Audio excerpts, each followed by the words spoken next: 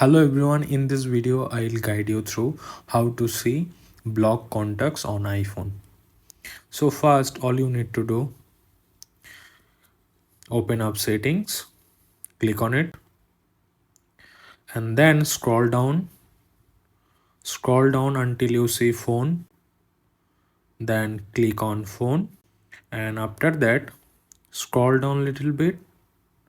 Here as you can see blocked contacts.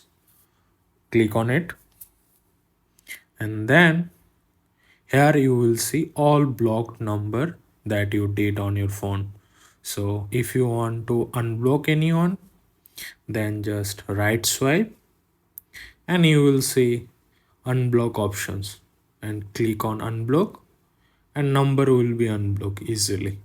So thank you so much for watching this video. If you find this video useful, then make sure subscribe my channel and share this video with your friends. Have a great day.